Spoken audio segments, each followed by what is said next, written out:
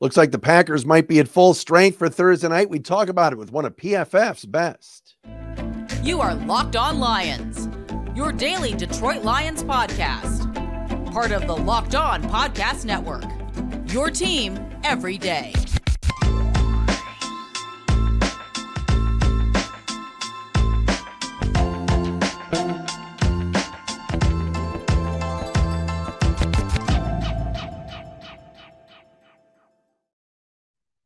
What's good, everybody? Matt Dery back with you on a Tuesday edition of Locked On Lions right here on the Locked On Podcast Network. Your team every day, Tuesday, September 26th and a Wednesday, September 27th. Still fighting this cold and cough, so bear with me, but appreciate you guys making us your first listen, checking us out wherever you get your podcast. Lions heading west-ish and north for Thursday night in Green Bay against the Packers. Lead NFL analyst from Pro Football Focus, our guy PFF Sam Monson is with us today to talk a little Lions and Pack. Sam, great to see you.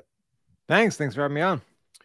All right, brother. 2-1 Lions here. You know, biggest thing that I took away from just the PFF grades, and we went over them yesterday. We always do top 5 and bottom 5 for our listeners and viewers, but boy, Aidan Hutchinson over 90 score and just a dominant performance really from him and Brian Branch, but rarely do you see an edge get in the 90s like that. Pretty impressive, huh? Yeah, and Hutchinson, I think, is now tied for the league lead in total pressures, 19 of them through 3 games. He's not quite there in terms of pass rush win rate, you know, the frequency with which he's getting home. He's had a lot of volume to get there, but Hutchinson is right up there with this incredible number of, you know, defensive player of the year level absurd edge rushers that currently exist in the NFL. Myles Garrett, TJ Watt, Micah Parsons, Nick Bosa, you know, and then those interior guys as well. Aidan Hutchinson is putting himself in that kind of company, certainly in terms of the volume of production he's getting, even if he's taking a few more snaps to get there. It's interesting because after week 2, as you know, against Seattle, nobody had a good game on the D-line. Geno Smith had all day to throw. And then by week 3, you're putting him in Myles Garrett's class. That should tell you something, right? Yeah, I mean, I think the big problem is, for Detroit, it's largely just Aidan Hutchinson. You know, if they had a little bit more help around him, I think maybe you would see that on a much more regular week-to-week consistent basis. I think Hutchinson's definitely got that capacity and that ability. But when it's only one guy, you know, I think it's easier for teams to try and neutralize one threat. And you potentially do get games like that Seattle game where, you know, he's not going to be an absolutely dominant force because he can get some attention dedicated to him. Sam, you know, I love PFF. As you know, we have you guys on all the time. And the great Dave Selfaro always kind of points out, you got to, you know, needle all the hosts about Hutch. Hutch is like PFF's guy. But what about Brian Branch and the performance that he had the other day? And people are saying now, could he be the best player on this defense? And he's played 3 games in his entire career. I loved Brian Branch in the draft process. I don't think you could be high enough on him. I have no idea why he slipped to the 2nd round, even in terms of relatively pedestrian measurables and, you know, athletic testing and that kind of thing. I still think he was well worth a 1st round pick, but I think he could play every position in the secondary, including outside cornerback. I think he could play outside, in the slot, any safety position you want him to. And we saw some of that in the game against Atlanta. I mean, his best plays came against Drake London, who was their, you know, -- outside wide receiver, their ex-receiver. And he was making plays on him on in-breaking routes, you know, slant routes and breaking them up. That's where Drake London cooks. You know, that's where he's doing his best work. And Brian Branch was absolutely able for it and looked like a fantastic playmaker. So you're seeing the same things you saw in his college tape. He's always around the ball. He knows where he's going. He knows what he's doing. He knows what the defense is doing. And he's able for it. You're not seeing him suddenly expose when he's put up against a higher level of athlete on a consistent basis. Brian Branch looks absolutely legit. And I agree with, you know, the people. It's 3 games, right? It might just be the best 3 games of his life have come in the first 3 games of the season. But this is who Brian Branch has been in his college career. And I don't see any reason it's going to stop happening now. When you were here, you and Steve were here, Palazzolo, during training camp in the preseason. Did you, I know we talked back then, but did you walk out of there going, man, this kid has to play, because I remember in week 1, it's like, wow, Tracy Walker's not even getting on the field. 32 is out there every snap. Yeah, I mean, I think you could see he looked the same, right? It's a lot of these guys, when you see them in college, you see them in preseason, in training camp, and then the NFL, it never changes. They're the same guy all the way through, and you're almost surprised by the fact that you're watching the same player over and over again. The guy that you saw in college dominating is doing it at the NFL level as well. So every step of the process, I don't think we've seen any evidence to suggest that Brian Branch shouldn't be an immediate starter and an impact player for that defense. Back to Hutch for a second. You mentioned Myles Garrett and some of these others, certainly TJ Watt at the dominant game a couple of weeks ago. Garrett this past Sunday literally was moving to the other side of the formation, and the Tennessee Titans had a tackle and a tight end moving with him. Yeah. I've never seen that in my life, but for Aidan Hutchinson now, what's that next step? As you guys are looking at the tape and putting the grades out there, it's not like he had there was a 7-sack game, but it was 2 for him. But is it now that he's recording the sacks and getting them? What's the next step, you think? Well, a big part of it is, are they going to be able to find ways to keep that extra attention away from him? And one of our guys, Timo Riska, PFF Moo on Twitter, if you're familiar with him, he puts out these charts that show kind of how productive guys are versus how difficult their assignments are. And a lot of that is the extra attention, those extra blockers that go with you, the alignments of the formation, all those kinds of things. And Aidan Hutchinson is being very productive, not quite up with the Myles Garrett's, but one of the interesting elements is he is starting to get those difficult assignments relative to some of these other guys. And that's not just a case of, strength of competition. A lot of it is, have you got any way of stopping that happening as a defense, And what you're seeing with Myles Garrett in particular this year is Jim Schwartz. Now they've got bodies alongside him. Jim Schwartz as an offense or as a defense scheme, they're moving him around, the things you were talking about. They're specifically trying to stop that happening, right? From teams just lining up and dedicating 2 more tight ends and saying Myles Garrett isn't winning on this play. Or if you're going to do that, they're going to make your life miserable by exploiting the gaps or exploiting the fact that you're trying to do that. So I think that's the single biggest thing working against Detroit up front and against Aidan Hutchinson at the moment is they're not doing much at the moment to stop that happening. And if you're Green Bay, or whoever the opponent is going to be, and you say, right, how do we stop Aidan Hutchinson? It's pretty simple at the moment. You just dedicate that extra resource to him and you can slow him down and make sure he's not going to make the impact. Now Detroit needs to come up with that counter and say, how are we going to make sure that Aidan Hutchinson is not going to get taken out of this game? Sam Monson with us from PFF. Watched the pod. He was on with Brad the other day, and I was getting a kick out of you two going back and forth. Brad Spielberger, our other buddy from PFF. All right, tell me about Sunday and what you saw. How much of that was Desmond Ridder just isn't that good, and I don't know why Bijan Robinson didn't get more touches, or, hey, Aaron Glenn and the Lions defense really played great. Which was it? I think it's both at the same time. I think that defense did a really good job. Bijan Robinson still had some impressive touches. He got the ball a couple times, busted through some tackles, made some yards after contact, but they did a really good job of swarming around him and making sure that he couldn't have that kind of huge impact. And then they did, kind of go away from him over the course of the game. There's also plenty of plays where Desmond Ridder, left big plays on the table. Missed Kyle Pitts, deep down the field in a play where he was wide open. Desmond Ridder has not played well enough yet for this Falcons team to be where they need to be, and I think they have such an incredible array of talent that you think if Desmond Ridder is anything, if he's just viable, that's a good offense. He's not really been viable yet. I think that's the problem. So those things combined, I think, can both happen at the same time. This was a really good performance by Detroit's defense and a really impressive statement game from that side of the ball. It was also Desmond Ridder not being a good enough quarterback at this point. Lions see a young quarterback this past week in Ridder. Now in 2 days, it's Jordan Love. I want to talk about that with Sam. We will do that certainly coming up next. Got to tell you, though, about our friends at Nutrafol. And folks, it is very, very simple. If you're losing your hair, 80% of men will experience hair thinning in their lifetime. It's normal, but it doesn't have to be your fate. You can get ahead of thinning with our friends at Nutrafol. Men think losing their hair is inevitable. Well, take control of your hair's future with Nutrafol's science-backed hair growth supplement for men. They're the #1 dermatologist-recommended hair growth supplement, clinically shown to improve your hair growth, visible thickness, and visible scalp coverage. Nutrafol's hair growth supplements use physician-formulated, natural, science-backed ingredients.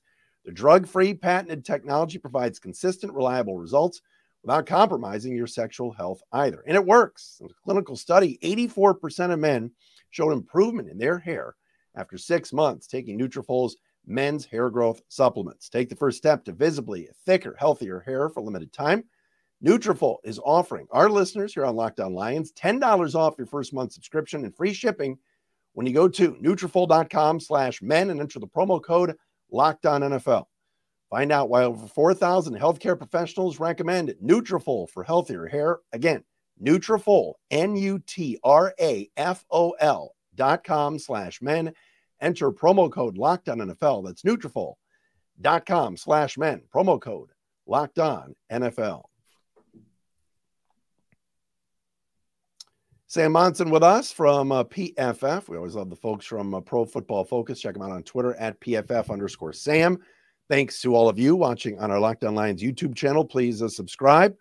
We're getting close to 8,000 subscribers and want more. Thanks for being with us. We'll be with you tomorrow.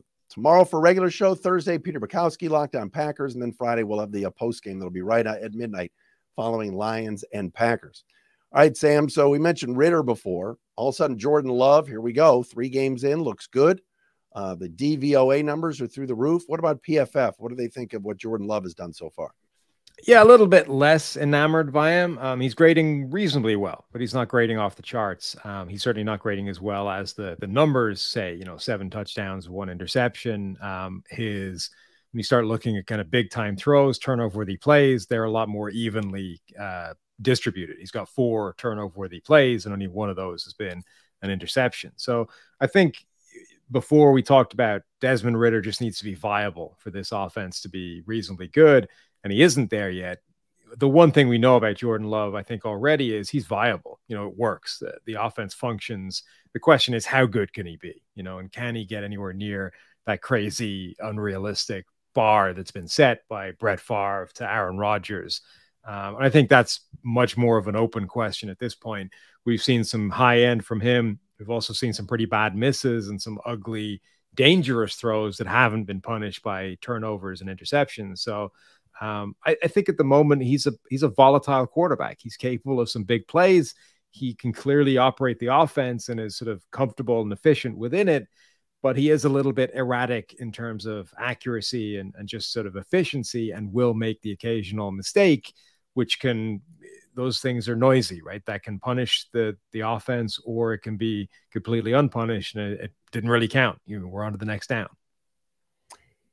Should the Lions prepare similarly from last week to this week in your mind, seeing Green Bay? Because, again, young quarterbacks, doesn't seem like Matt LaFleur is ready to hand him the keys to the kingdom. And last week, the Lions saw 2 pretty good backs in Bijan and Algier. Now it's Dillon and Jones. Do you see some similarities to how the Lions maybe game plan for this one? Yeah, a little bit. I mean, I think they do want to keep that a balanced offense, keep some pressure off Jordan Love, but they're equally happy to let him drop back and pass the ball when they need to, and I don't think they're as limited as the Atlanta Falcons are, or as dependent on that ground game. And but one area I think that is similar, if Aaron Jones is back, and it sounds like he's trending in that direction to playing, Aaron Jones has the kind of matchup problem issue that Bijan Robinson can present in the passing game. Not that you're going to split him out wide as a wide receiver in the slot, though you can. It's more, he's just really athletic and fast, and he can run routes out of the backfield that put linebackers in a bind, and you need to be on top of your game, because those guys are able to embarrass linebackers one-on-one just because of how good and how athletic they are. We saw that with Aaron Jones, particularly in week 1. He just absolutely annihilated TJ Edwards, who's a good linebacker, but is athletically limited a couple of times. And Bijan Robinson is capable of doing that as well. So that's one area I think that's definitely similar. Those guys can be dangerous weapons in the passing game, and not, by any crazy creativity, just because they're that good. I love it. You just brought up TJ Edwards from the Bears. Obviously, Chicago spent a boatload on linebackers. Yet Lions linebackers, homegrown, young guys. Anzalone's the exception, but they've done pretty well, haven't they? They have, yeah. And look, linebacker, it's a very difficult position in today's NFL. Like every offensive development in the last 10, 15 years has all been designed around putting linebackers in a bind on every single play. You know, this melding of outside zone run concepts and play action passing game, and everything is designed to stress linebackers and stretch them in multiple different directions at the same time on every play. So it's really, really hard to play linebacker at any kind of high level in today's NFL. And if you get a special player, it allows you to change a lot on defense and to do an awful lot of different things. And if you don't have that, you know, as long as you don't have catastrophic linebacker play, the difference between them is not necessarily that huge. But you know, Detroit's linebackers, I think, are a solid group. And then they get really helped out if that front four in particular can take that step forward every week and consistently get better and start to really make their lives easier. Lions might get Taylor Decker back, maybe. I think he says he wants to play, but right tackle. So if Decker comes back, you just put Sewell back at right tackle, and facing Rashawn Gary and some of those guys, Kenny Clark, could be okay. But could be okay if Decker doesn't go and Colby Sorsdal or Dan Skipper for the 500th time back with the Lions has to go. Concern there for you if right tackle is the third or fourth or even fifth string? Yeah, Rashawn Gary looks phenomenal at the moment. And in fact, Green Bay's pass rush has been really good through the first 3 weeks of the season. Dallas, I think, have had the best pass rush in the NFL. Green Bay might be second, though. Rashawn Gary, on his way back from injury, looks spectacular. But even outside of Gary, there's other players there that are making an impact as well. So yeah, it's definitely a potential problem. What about Jair Alexander, a little bit banged up? How do you like the Lions passing game against what Green Bay's doing in the cover game right now? Yeah, I mean, a big question mark there, I think, becomes how well Green Bay secondary holds up. That pass rush gives them a huge advantage of trying to cause problems and trying to slow down the opponent's passing game.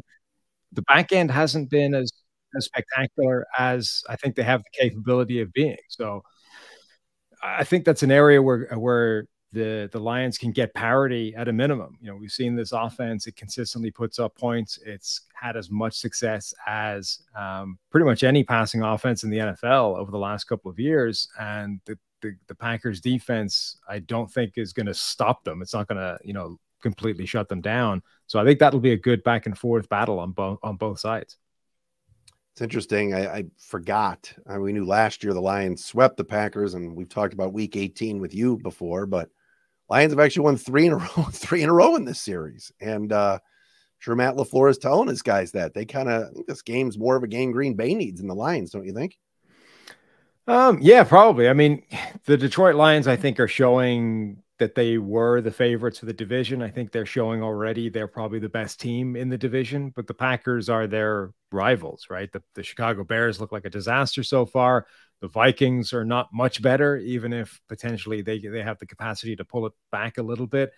But if anybody is going to challenge Detroit, it's going to be Green Bay. And if they're going to do that, they, you know, at the minimum need to split the series and try and put pressure on them that way. So yeah, I think it's a big game for Green Bay to try and show that they can contend for this division.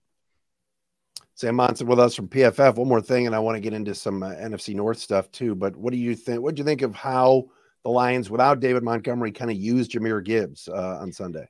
Yeah, I think they did the smart thing. And we were calling for this when Montgomery got hurt, is don't try and get too creative and, you know, overthink it. Just give Jahmyr Gibbs more touches, right? And sure, he might not be built like David Montgomery. And in an ideal world, you might not want to run him right up the middle, you know, countless times in a game. But the point is, he's an explosive playmaker. And the more times you give him the ball, the better. And sure, some of these interior carries are not going to be the ones where he's able to break it 50 yards.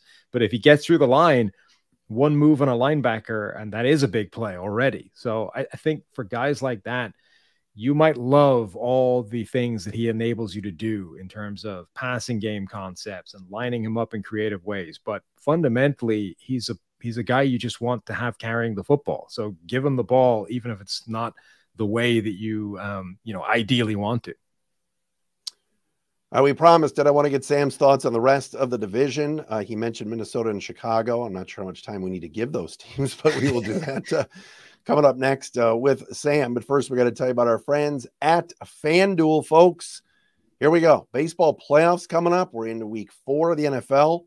No better place to get on the action than FanDuel, America's #1 sports book, because right now, new customers get that no sweat first bet up to $1,000. That's $1,000 back in bonus bets if your first bet doesn't win. Just go to FanDuel.com/lockedon to join today.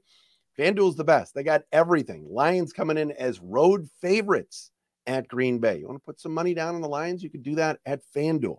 They got everything. Point spreads, money line, over-unders, all of that stuff at FanDuel. Don't miss your chance to snag that no sweat first bet up to $1,000 when you join FanDuel today.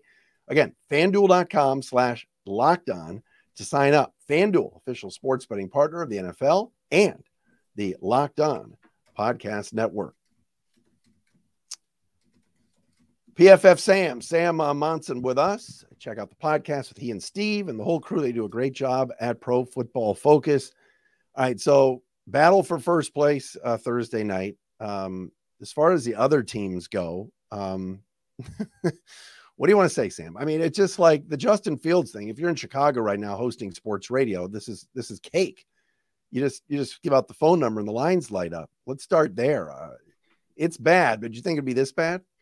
No, it's been a catastrophe. And what's strange is that they don't appear to have, they seem to have forgotten the lessons that they learned last year. It's not even that they didn't learn them. They actually learned them a year ago and then seem to throw them away and are trying to learn them all over again. Like it took them 6-7 weeks last season to kind of come to the realization that, hey, if we call design run plays for Justin Fields, it makes everything easier.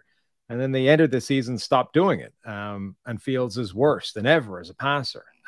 And, there was the whole chaos about whether he was being overcoached, whether he's overthinking it, whatever it is. He is sort of paralyzed by his own thought process at the moment, and either isn't seeing the picture correctly on defense or is seeing it correctly and doesn't trust himself enough to pull the trigger and put the ball in the air. So it right now is an absolute mess for Chicago, and there's no obvious signs of it kind of coming together. He says it's not the coaching. Then he apologized. That what can they do? And obviously, like you said, they invested a lot in free agency. They've got some injuries. The left tackle's out. Is it just like, all right, let's just go back to playing backyard football and just let them run crazy, or what? Like, how can they fix that?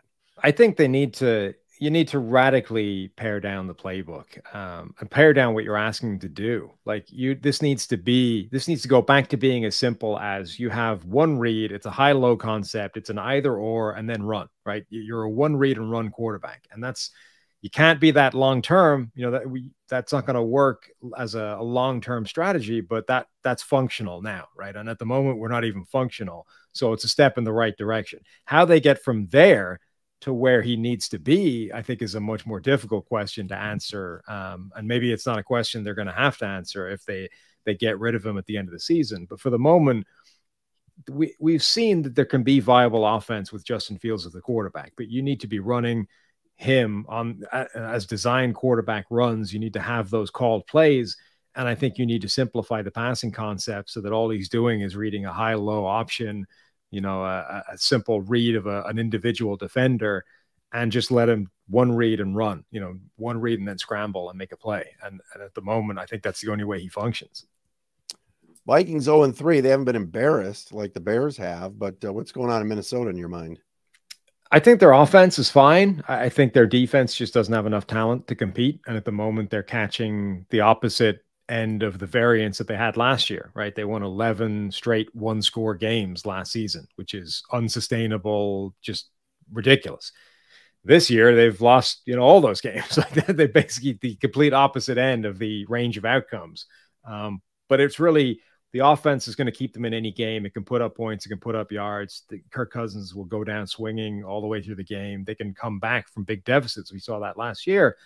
But they can't stop anybody at the moment. The defense just doesn't have enough ability to do that. And Brian Flores, the new coordinator, he's trying to offset that with just hyper aggression, right? Blitz rate off the charts. And it's like, there's a reason people don't blitz 80% of the time in the NFL. It leaves too many holes in the back end, and NFL offenses are too good. They'll find those weaknesses and attack them. And, I think that's ultimately what's happening. The Vikings are being hyper aggressive, trying to manufacture some defense, and it's just being attacked too much. Lions play them 2 of the last 3 games. Is there a chance, could you see that in those games, Kirk Cousins would be in a different uniform, and same with Danielle Hunter? It's certainly possible. I mean, if this gets bad in terms of, they're 0-3 now, it wouldn't take that many more defeats before they're staring a very high draft pick right in the face. They've already kind of put a stop date to this Kirk Cousins thing by not picking up his contract, by not extending it again.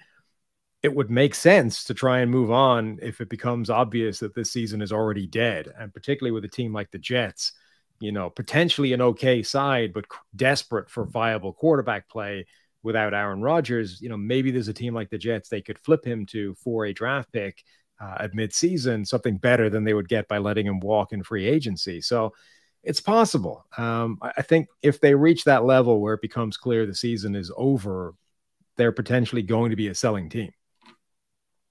Sam, great to see you. Appreciate the time as always. Anytime. Thanks for having me. Sam Monson with us, Pro Football Focus, joining us right here on this Tuesday, Locked On Lions. More tomorrow on Jones and Watson possibly playing against this Lions team. We will do that tomorrow. And Rob Domofsky, I should say, Peter Bukowski, Locked On Packers, joins us on Thursday.